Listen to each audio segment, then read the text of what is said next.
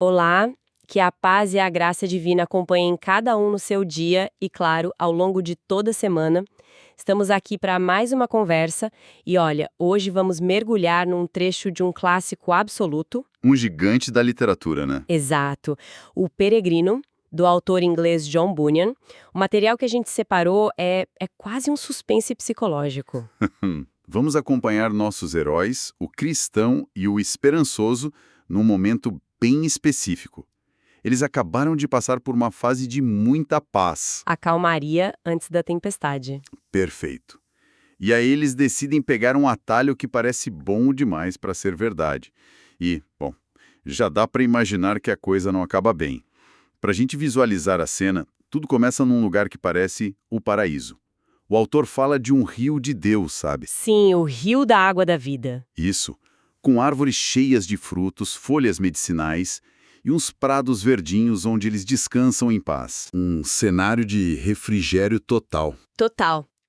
Eles estavam tão bem que o livro diz que eles cantavam sobre as águas límpidas como cristal. Parecia que nada podia dar errado ali. É curioso, né? Como esses momentos de paz na nossa vida ou em histórias como essa são quase sempre um prelúdio para alguma complicação. Pois é. Esse cenário representa aqueles períodos de calmaria, sabe? De provisão, onde tudo parece fluir, só que a narrativa nos lembra que o conforto não é o destino final. É só uma parada para descanso. Exato. A jornada continua. E é justamente essa transição do conforto para o desconforto que serve de gatilho para o problema. É isso mesmo. Porque logo depois dessa calmaria toda, o caminho se afasta do rio e fica assim horrível. O chão fica acidentado, machucando os pés deles. Aí vem o cansaço, a frustração. E é nesse momento que o cristão olha para o lado e vê uma alternativa, o Prado Atalho, um campinho verde que parece correr paralelo ao caminho difícil. E ele pensa, por que sofrer aqui se tem um caminho mais fácil logo ali? A tentação do jeitinho. E aqui tem um ponto que eu acho fascinante. Quem tem a ideia não é o esperançoso, que é o mais novo na jornada. Não, é o cristão, o peregrino experiente, o veterano que já passou por poucas e boas. Exatamente. Ele diz com toda a convicção, eis aqui um caminho mais fácil. E o esperançoso, com toda a razão, questiona. Mas isso não vai desviar a gente do caminho certo? É a voz da prudência ali, né? Totalmente. Mas o que me intriga é justamente o cristão. Ele é o líder, o cara que já enfrentou demônios, vales sombrios. Porque ele é o primeiro a cair nessa. Eu também fiquei pensando nisso. O que isso diz sobre como nem a experiência nos protege do cansaço? Acho que diz tudo. Mostra que o cansaço e o desejo por alívio são tipo niveladores universais. Interessante. A experiência pode te dar ferramentas, claro, mas a exaustão pode te fazer esquecer de usá-las. E ele racionaliza o erro, né? Totalmente. Ele argumenta que a trilha do atalho segue na mesma direção. É uma justificativa lógica para uma decisão puramente emocional. Ele está cansado e quer conforto. Simples. E a convicção dele, do mais experiente, acaba arrastando o mais novo junto. É um alerta muito poderoso sobre liderança.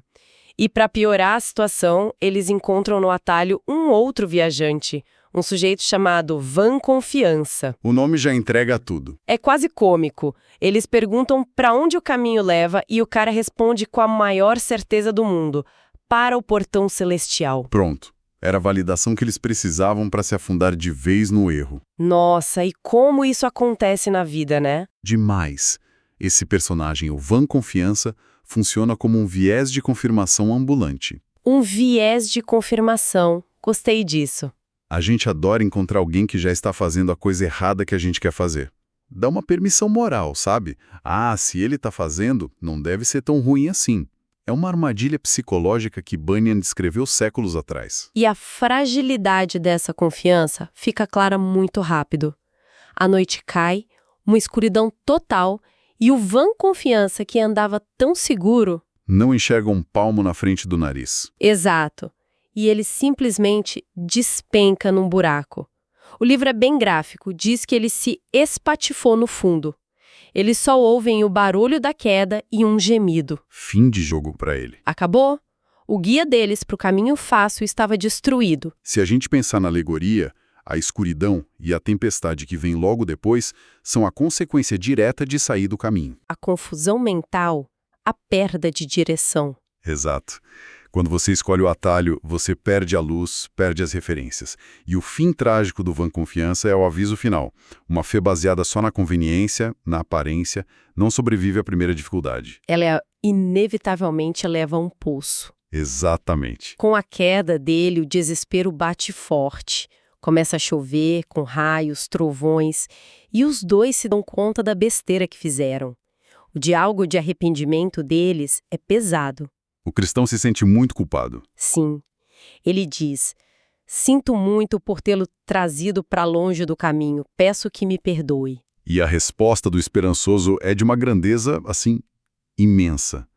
Ele não joga na cara, não diz eu avisei. Não mesmo. Ele fala: fique tranquilo, meu irmão, pois eu o perdoo, creia-me, isso acabará redundando em nosso bem. É o perdão no meio do caos. Lindo isso. Mas logo depois o narrador solta uma frase que é um soco no estômago. Qual? É mais fácil sair do caminho quando se está nele do que nele entrar quando se está fora. Uau! Isso é profundo. Voltar depois do erro é infinitamente mais difícil do que aguentar a dureza do caminho certo. E eles sentem isso na pele. A chuva deixa tudo alagado, tá escuro, eles não conseguem voltar. Estão perdidos. Completamente. Exaustos, eles encontram um abrigo qualquer e apagam. O problema é que eles adormeceram nas terras do Castelo da Dúvida. E o dono não é nada amigável. Nem um pouco. O gigante desespero.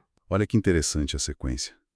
Eles não são capturados numa batalha, eles são encontrados dormindo. Verdade. É assim que o desespero funciona na vida real, não é? Ele não te ataca no auge da sua força. Ele te pega quando você está no seu limite, exausto, vulnerável. E te convence de que não há saída. Exatamente. Ao escolherem o atalho e se entregaram ao cansaço, eles entraram no território dele e se tornaram presas fáceis. E o gigante os encontra de manhã com uma voz severa e os joga num calabouço que o livro descreve como sombrio e sórdido e mal cheiroso. Que horror! E ali eles ficam de quarta-feira até a noite de sábado, sem comida, sem água, sem luz. O texto ainda faz questão de dizer que o sofrimento do cristão era dobrado por causa da culpa. Claro. E essa culpa é o principal alimento do desespero. É um ciclo terrível. A dúvida leva ao erro, o erro leva à culpa e a culpa te tranca no calabouço do desespero. A prisão não é só física, né? Não, a verdadeira prisão é a mente deles. E se a coisa já estava ruim, ela piora. Entra em cena a esposa do gigante, a Coação. Ah, essa personagem é terrível. Ela é quem dá as ideias para o marido. Primeiro, sugere que ele os espanque sem dó. Depois, ela vem com a sugestão mais sinistra de todas. Que ele os aconselha a tirar a própria vida. Exato, já que, segundo ela, não há esperança de escapar. O nome dela, Coação, é perfeito. É a personificação daquela pressão interna, daquela voz que sussurra no nosso ouvido nos momentos mais sombrios que a única saída é desistir de tudo. É a tortura psicológica depois da violência física. Isso. O gigante quebra o corpo e a esposa tenta quebrar o espírito. E quase funciona. Essa parte é angustiante de ler. O cristão, movido pela dor e pela culpa, começa a achar que a sugestão do gigante faz sentido. Ele fraqueja. Muito. Ele chega a dizer para o esperançoso: a minha alma prefere o estrangulamento à vida. Aceitamos o concílio do gigante. Ele está no fundo do poço. Mas é nesse abismo que o esperançoso faz jus ao nome e se torna o herói da história. Totalmente. Ele não entra em pânico. Ele responde com argumentos que são uma verdadeira aula de como resgatar alguém da beira do precipício. Quais são eles? Primeiro, ele apela para a lei, para uma regra externa. Deus proíbe o assassinato, e isso inclui a si mesmo. Ele estabelece um limite moral. Certo, um argumento teológico. Exato. Mas o argumento seguinte, na minha opinião, é o que muda o jogo. Ele lembra ao cristão que o gigante desespero não é todo-poderoso. Ele diz: Deus é maior. tira o foco do problema imediato. Isso. Ele coloca o problema numa perspectiva mais ampla. E, por fim, ele planta a semente do e se. Ele diz, quem sabe o Deus que criou o mundo não fará morrer o gigante? Ou, quem sabe, ele se esqueça de trancar a porta? Nossa, ele se recusa a aceitar a narrativa do gigante. Ele se recusa a aceitar que não há saída. Ele abre uma pequena fresta de possibilidade. E isso é a essência da esperança. E ainda assim, a tortura continua. Em outro momento, o cristão fraqueja de novo. E aí o esperançoso muda de tática, o que é brilhante. Em vez de teologia, ele usa a memória. Ah, a parte em que ele lembra das vitórias passadas. Exatamente. Ele fala, você não se lembra do quanto foi corajoso? Você enfrentou o Apollyon, sobreviveu ao vale da sombra da morte, então vamos aguentar isso aqui com paciência. Isso é muito poderoso. É como dizer, você já passou por coisa pior, lembra? Esperançoso ancora o cristão na realidade da própria história dele. A memória da superação passada se torna um antídoto potentíssimo contra o desespero presente. O gigante ainda tenta uma última jogada de terror, mostrando uma pilha de ossos, mas isso nos leva ao clímax. No sábado à noite, por volta da meia-noite, eles começam a orar. A virada acontece no momento mais escuro, literalmente. A oração aqui não é um pedido mágico, é um ato de resistência. De permanecer conectado. Exato. Mesmo quando tudo ao redor grita que não há esperança. E então, um pouco antes de o dia clarear, o cristão tem um estalo. Ele grita, como sou idiota! Ficar aqui neste calabouço mal cheiroso, podendo muito bem andar com liberdade? E aí vem a grande revelação. Trago no peito uma chave chamada promessa, que abrirá qualquer fechadura do castelo da dúvida. A chave estava com ele o tempo todo. Que agonia e que alívio ao mesmo tempo, né? Esse é o coração de toda a passagem. A chave se chama promessa. E estava no peito, perto do coração. Exato. Não era algo que ele precisava conquistar, mas algo que ele já possuía e tinha esquecido.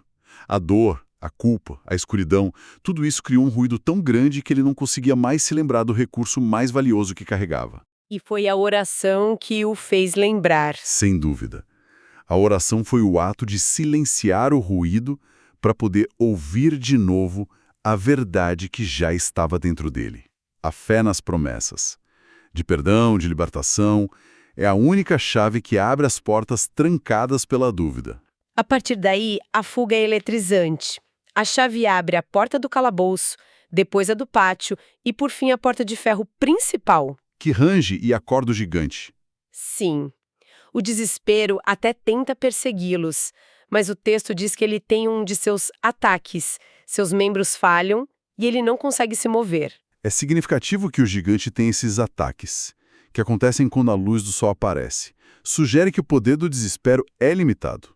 Ele não suporta a luz. No momento em que a promessa é usada, o poder dele se quebra. Exato. Ele não é onipotente. No íntimo, a dor de pisar solo proibido sentimos. Que jornada! Essa história é incrível porque sugere que a chave da promessa está sempre ao nosso alcance, sabe? Mesmo nos calabouços mais escuros da nossa mente. E a questão que fica para a gente pensar é: quais são as promessas ou verdades fundamentais que a gente esquece que carrega no bolso quando enfrenta um castelo da dúvida pessoal? E, bom, como podemos nos lembrar de usar essa chave? Uma reflexão e tanto para a gente levar. E olha, esta foi apenas uma pequena parte da incrível jornada de O Peregrino. Em nossa próxima conversa, vamos continuar a explorar as aventuras e lições desse livro notável. Deus abençoe todos os ouvintes.